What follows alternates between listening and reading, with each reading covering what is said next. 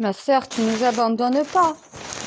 J'étais en train de manger avec mes enfants. Non, je vous abandonne pas. Je viens à peine de rentrer. Je viens de poser mes affaires. Non, je vous abandonne pas. C'est pas parce que je vous réponds que je vous abandonne, même si vous me tapez sur le système. Oui, là ça va. Vous faites ce qu'il faut. Continuez comme ça. Ne vous emballez pas. Faites passer les dossiers prioritaires en priorité. Retrouvez les familles et réunissez-les. Et vous aurez fait le plus gros du travail. Oui, mon Dieu. Oui, ça m'a fait du bien de voir un peu mes enfants. Avec l'état de mon monde, l'état de ma mère, mes enfants que je vois jamais, honnêtement, il y en a qui me disent comment tu fais. Mais parce que je m'oublie complètement. Et là, ça fait du bien de se retrouver un peu, voilà, de retrouver son rôle de maman. Et non pas le rôle de reine de l'humanité. Mon Dieu, s'ils se prennent pas en main, je vais pas y arriver, moi. Va falloir qu'ils s'y mettent. Va falloir qu'ils commencent à me faire marcher leur cerveau un peu. C'est bon.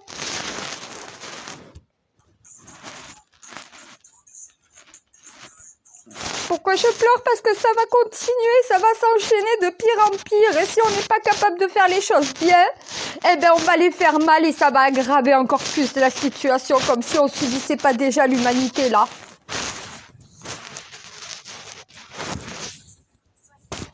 Oui, je sais, c'est l'émotion de la reine.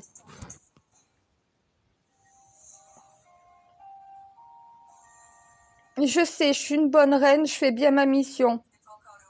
Mais il va falloir qu'ils se prennent en main. Mon Dieu, j'ai l'impression que j'éduque des enfants. Même mes enfants, j'ai pas de difficultés. Ce sont des adultes. Tu n'es pas capable d'organiser une immigration d'asile. C'est la plus simple. C'est celle qui est en urgence, c'est la priorité, c'est la survie. Si tu n'es pas capable d'organiser celle-là, laisse tout tomber. Mais c'est l'Union européenne. Elle veut l'union des nations, quand c'est le moment de le faire, elle n'en est pas capable. Non, là, tous les pays sont avec moi en train d'essayer de faire comprendre la raison à l'Allemagne. Eh, les Français non plus, on ne veut pas prendre toute la misère du monde. Hein. Il n'y a pas que l'Allemagne qui n'en veut pas de migrants en réalité. Mais c'est les migrants illégaux qui posent problème. Eh bien, arrêtez de les prendre. Ils n'ont qu'à utiliser une voie légale. Mais ça ne doit pas empêcher le cheminement des personnes bénéficiant vraiment du droit d'asile. Faire les choses bien. Oui, je suis encore en train de batailler en interne. À peine je viens de rentrer, on me dit ce pays, il fait pas ce qu'il faut. Non mais c'est la délation entre nations là. C'est bien trouvé, oui c'est ça, c'est bien trouvé. C'est la délation entre nations. Lui il veut pas. Et lui il a dit qu'il voulait, mais moi je veux pas. Non mais j'ai l'impression d'avoir des gamins dans une cour dans une récréation. Des gamins en pleine récré. Oui, mais lui, il a dit ça. Oui, mais lui, il a dit ça. Oui, mais lui, il veut ça. Mais moi, je veux pas ça. Non, mais attends, des gamins. C'est des adultes qui gouvernent ce monde ou c'est des enfants? Je suis plus jeune qu'eux. Mais je suis bien plus mature qu'eux. Oui, j'ai ta maturité. Mais bon, merde, on s'en fout. À un moment donné, il va falloir qu'ils se mettent à mon niveau. C'est pas à moi de me mettre au leur. Je peux pas me mettre au leur. Sinon, il n'y a rien qui est géré. Va falloir qu'ils commencent à se sortir les doigts du cul. Et qui sentent. Et oui, à force de laisser ton doigt dans le cul, ça pue. Va te laver les mains et mets-toi au travail. Je craque. Mais le pire, c'est qu'il y en a qui disent oui, mais moi au final, j'en ai plus de familles dans mon pays que vous. Ça veut dire qu'au final, tu vas avoir moins de migrants qui sont sans famille et nous, on va prendre, puisqu'on a moins de liens familiales, on va en prendre un peu plus de migrants qui n'ont pas de famille. On se répartit proportionnellement à parts égales. Les pays qui ont plus de familles libyennes chez eux vont prendre plus de familles libyennes. Si on en a moins dans une autre nation, on va prendre ceux qui sont sans famille, on va en prendre un peu plus, mais on fait en sorte que ça sera proportionnel. Là, c'est la proportionnelle. T'en mets ça en Italie, ça en Espagne, ça chez nous, ça en Allemagne, ça à Bruxelles. Voilà, t'en mets une centaine un peu partout. C'est réparti à peu près proportionnellement. Quand toutes les familles ont reçu les leurs, il reste les autres. C'est ça qu'on se répartit à part égale après. Ceux qui ont plus accueilli de familles, parce qu'ils ont plus de familles dans leur pays qu'ils ont de la famille en Libye. Eh bien, dans ces cas-là, il faut que les autres nations prennent ceux qui n'ont pas de famille. On se répartit. Mais c'est uniquement l'immigration d'asile, pas ceux qui demandent du travail. C'est pas les prioritaires. Non, parce que l'Allemagne me dit, mais moi, je n'en veux pas, je veux pas qu'ils viennent pour travailler chez moi. Mais c'est pas cette migration que je te dis de prendre. Je te dis de prendre les Libyens qui ont tout perdu, qui ont de la famille dans ton pays et que, en attendant que chez eux ça se reconstruise, ils vont venir se mettre en sécurité dans leur famille. Jusqu'à ce que le droit d'asile prenne fin parce qu'ils n'en bénéficient plus, parce que leur pays est reconstruit et qu'on les invite à retourner chez eux. La migration, c'est ça la migration d'asile. Si on la remet en place, on est capable de subir des immigrations d'asile successives, si on fait les choses correctement et qu'on répartit correctement sur le territoire. Que tous les pays du monde aussi prennent leur part. Il y en a qui n'ont pas de famille en Europe. Voilà, eh ben t'as le droit d'asile dans tous les pays du monde où t'as de la famille. C'est la reine de l'humanité qui l'a dit, c'est Dieu qui l'a dit. Ils ont qu'à dire ça aux autorités. Dieu et le Saint Graal a dit, je suis libyen, j'ai tout perdu, j'ai de la famille chez toi, je rentre. Est-ce qu'il va falloir que ça soit directement les Libyens et les familles franco-libyennes qui s'en occupent en France? Est-ce qu'on va devoir, nous, faire la circulation? Ah, je vais être sur ce sujet toute la journée, je peux pas en traiter d'autres là. Ouais, je sais. Ça commence, mais c'est pas ça. Eh, ils ont du mal à démarrer, hein. Oui, moi, je parle au quart de tour. Ouais, mais au moins, moi, je suis toujours dans les temps. Moi, là, il y aurait déjà toutes les familles qui demandent le droit d'asile, toutes les demandes d'asile seraient traitées et ils seraient déjà en train d'être répartis entre toutes les nations correctement. Il y a des nations qui font blocage, il y en a d'autres qui font pas blocage, mais on ne veut pas tous les prendre. C'est normal. C'est pour ça qu'il faut que ça soit proportionnel. Il faut qu'on se répartisse. Il faut déjà, la priorité, c'est les familles, les femmes, les enfants, les personnes âgées, et après le reste. Eh, dans un bateau, les femmes et les enfants d'abord. Voilà. Les plus faibles en premier, les plus forts attendront. Eh, attends, mon Dieu, un migrant, je suis en contact avec un migrant qui il est là à Lampedusa. Il m'a dit, écoute, moi je trouve normal que j'attende, même 6 mois. Moi, j'ai ma famille, elle est en vie. Ils ont une maison au-dessus de la tête. Je viens pour trouver du travail parce que j'en ai pas dans mon pays. Je passe pas prioritaire, je le comprends. Moi, je sais me regarder dans un miroir. Ma situation est pas plus catastrophique qu'un autre. En franco-africain, on va dire ça. Heureusement que j'arrive à comprendre le franco, n'importe quoi derrière. Ben, il y a les mots français qui me font que j'ai pas besoin d'aller sur le traducteur, je comprends. Même si c'est pas totalement très français, tu comprends quand même. Tu le suis, voilà, tu suis, on va dire. T'arrives à comprendre sans avoir besoin de tout avoir écrit en français. Franco-tunisien, c'est pareil. Franco-marocain, c'est pareil. Le mélange, moi ça va, ça me dérange pas les mélanges. C'est totalement la langue que je connais pas et que je parle pas qui me dérange. Tu me parles en franco-marocain, je te comprendrai. Eh ben mon messager, il parle en franco-marocain avec le roi du Maroc. Il parle en marocain et il me répond en franco-marocain. Je comprends toujours, j'ai pas de problème. J'ai pas besoin qu'il parle forcément qu'en français. C'est clair qu'il s'il me parlerait qu'en marocain, je vais lui dire écoute, parle pas, écris. Voilà, je copie, je colle et je fais traduction.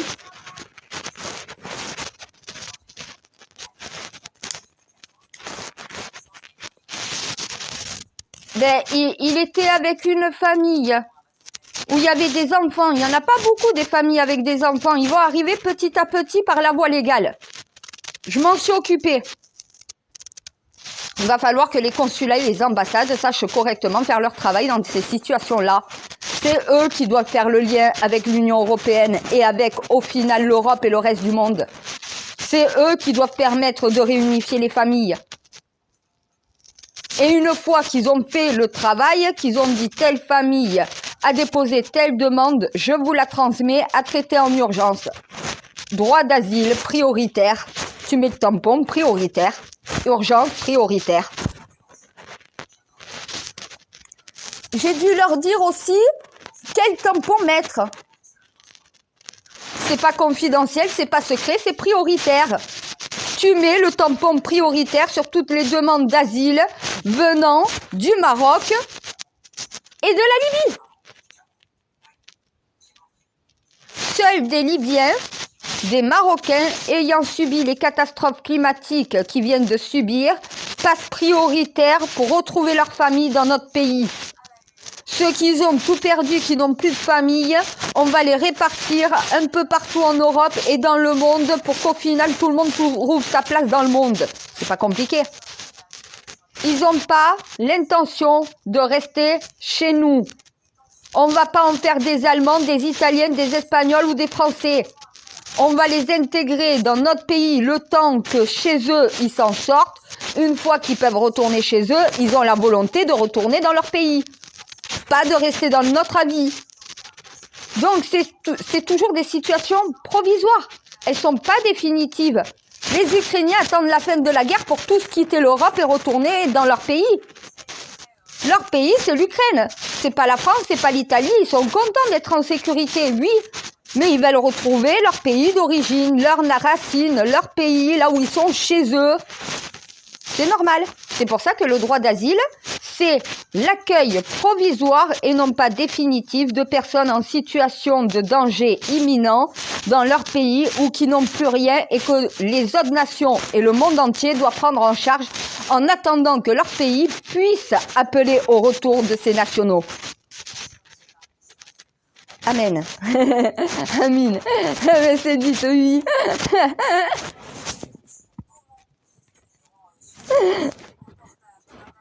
Ah mais toi, t'as plus rien besoin de dire. Je sais comment tu penses et je pense pareil. Voilà. La messe est dite. Tu veux dire quoi de plus?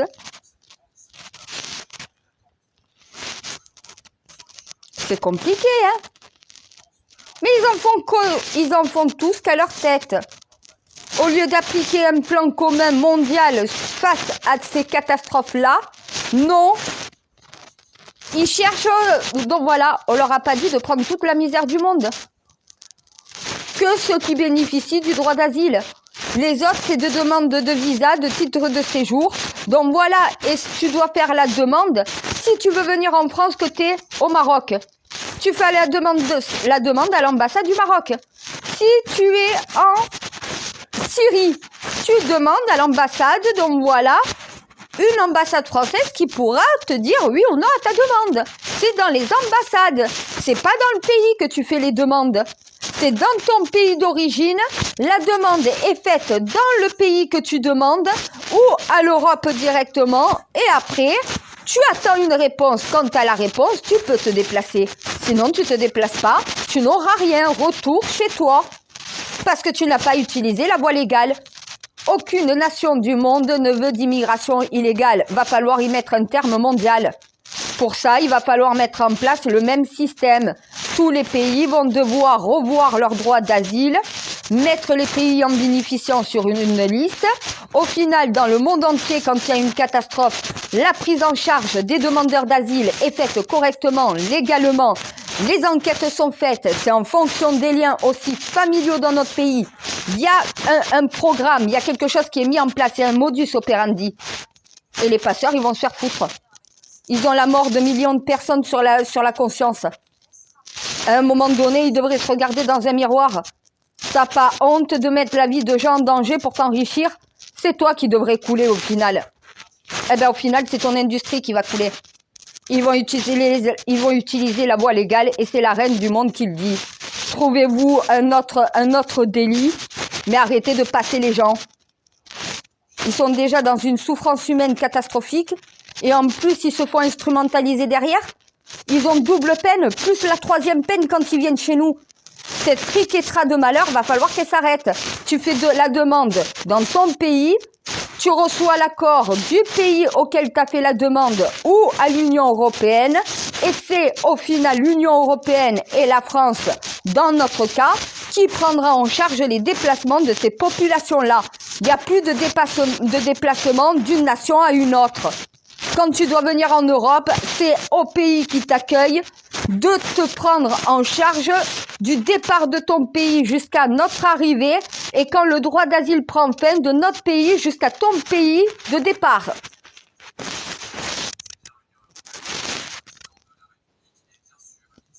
Mais moi, la gauche, elle veut une immigration de travail, ça se fait par des quotas, par la voie légale, pas par une voie illégale. Là, ceux qui sont déjà sur le territoire, qui travaillent, oui, il faut les régulariser, mais il ne faut pas régulariser les nouveaux qui arrivent de la même manière. On régularise automatiquement ceux qui ont fait une demande, soit d'immigration, soit une demande d'asile, voilà, soit une demande de titre de séjour ou de visa. Si malheureusement on n'a plus de quotas suffisants pour pouvoir accueillir, donc voilà, eh bien on devra dire non et on devra attendre la mise à jour des quotas. Et ça se fait chaque année. Voilà, combien on peut accueillir par an. On revoit ça à la hausse ou à la baisse selon la possibilité de chacun des pays. Et l'Union européenne doit se rappeler qu'un pays est souverain. Et le Maroc vient de leur rappeler ce que c'est un pays souverain. Ils ont accepté l'aide des alliés, pas l'aide de lui. Ils n'ont pas accepté l'aide ni de certains pays européens, ni même de l'Europe. Ils ont accepté l'aide de leurs alliés. Commencez à vous poser des questions. Pourquoi ils acceptent mon aide et pas l'aide du gouvernement français? Parce que tout simplement, moi, voilà, c'est de l'aide. À un moment donné, non mais les Français ne savent pas aider. À trop vouloir bien faire, ils font mal. Le gouvernement français, parce qu'il veut se faire bien voir. T'as pas besoin de te faire bien voir, fais ce qu'il y a à faire. Ne cherche pas à en obtenir de récompense, de grâce, donc voilà, ou quoi que ce soit. Fais juste ce que tu dois faire. Ta fonction. Ma fonction, c'est les guider, c'est pas de les assister. Là, je suis en train de faire l'assistanat en interne. Va falloir qu'ils commencent à se réveiller, à se remuer un peu. Oh, ils sont à la traîne, ils sont à la ramasse, là. Et ça veut parler d'union des nations? Ça veut ordonner à nos nations ce qu'il y a de bien pour elles? Mais on est mieux servi que par soi-même, en réalité, hein? Et c'est la reine de France qui doit gérer l'immigration mondiale. Grave, quand même. Oui, reine de France, reine du monde, reine de l'humanité, reine de l'univers. Merci, moi j'ai le complet.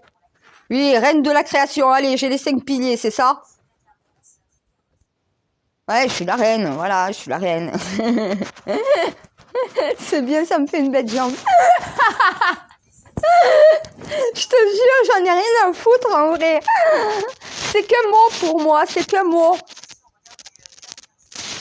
C'est qu'un statut, ça fait pas de moi ce que je suis.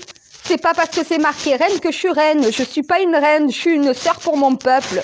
Voilà. T'aimes bien la phrase, ça fait une belle jambe. C'est la reine. Eh ben, ça me fait une belle jambe. Tu veux que ça fasse quoi? Ma vie, ça change rien. Je vis pas dans le luxe, je suis pas couronnée, je suis pas assise sur un trône. Donc voilà, je suis pas adulée par la totalité de la planète. Et ça me convient très bien. Ça m'arrange, c'est ça. C'est exactement ça, mon Dieu, ça m'arrange. C'est parce que moi, je me retrouve pas dans leur situation. Je préfère être dans la mienne que dans la leur. Hein. Moi, je suis derrière, je guide. Hein. Eux, ils sont devant, ils sont incapables de gérer. Heureusement que je gère derrière.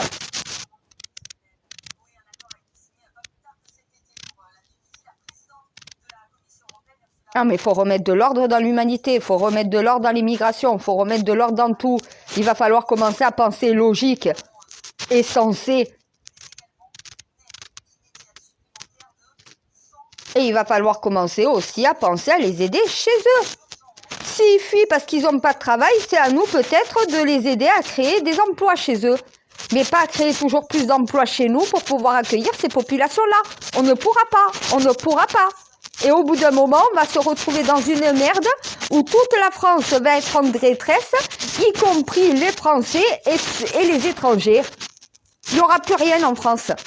Si on veut conserver la France et pouvoir encore accueillir dans les années à venir, il va falloir contrôler correctement qui on accueille, comment on accueille, de quelle manière, quelle est la priorité, quelles sont les urgences et celles qui ne le sont pas. Ben oui, il va falloir trier, pas en fonction de ta tête, en fonction des situations réelles. Et c'est la logique, hein.